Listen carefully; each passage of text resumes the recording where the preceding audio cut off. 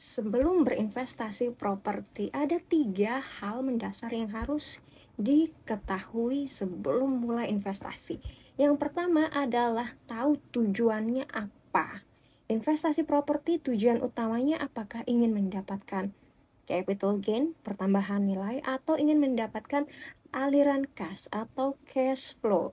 Maksudnya apa? Nanti pemilihan kita ya, tindakan kita itu akan selaras dengan tujuan kita. Misalnya nanti kita butuhnya ingin mendapatkan capital gain utamanya, bukan cash flow, maka nanti kita akan memilih properti-properti mana yang tepat. Kalau kita misalnya ingin cash flow yang utama, kita pilih jenis properti yang lain misalnya, dan kita akan perlakukan properti tersebut untuk mendapatkan aliran kasnya. Nah, apa itu capital gain? Capital gain adalah keuntungan akibat adanya pertambahan nilai dari suatu properti di masa yang akan datang, ya.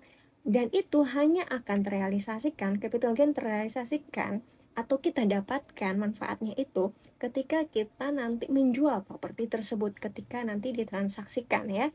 Kemudian kalau aliran cash flow itu artinya ada pemasukan dana ke kita sebagai pemilik atau investor selama masa periode tertentu, apakah per bulan, misalnya dari sewa per bulan, apakah per tahun, seperti itu. Kemudian yang kedua yang perlu dipahami lagi sebelum investasi properti adalah tahu perbedaan definisi. Kita bicara terminologi yaitu antara nilai, harga, dan biaya. Karena ketiganya meskipun mirip, tapi ada perbedaannya. Nilai berapa dia manfaat ekonomisnya. Kemudian harga, transaksi, itu berkaitan dengan transaksi. Kemudian biaya adalah berapa yang harus kita keluarkan untuk menghasilkan atau memperoleh properti itu.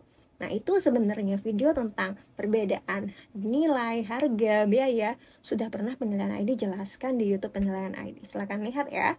Lalu yang ketiga yang harus diketahui sebelum berinvestasi properti, tentunya harus paham keuntungannya apa berinvestasi properti dan resikonya.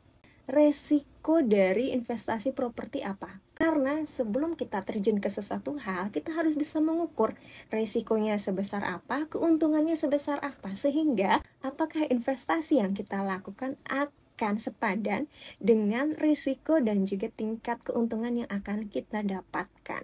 Jadi itu ya, ada 3 hal tersebut yang harus diketahui terlebih dahulu sebelum berinvestasi properti. Nanti selanjutnya akan kita bahas keuntungan dan juga resiko berinvestasi properti dan juga yang lain-lainnya.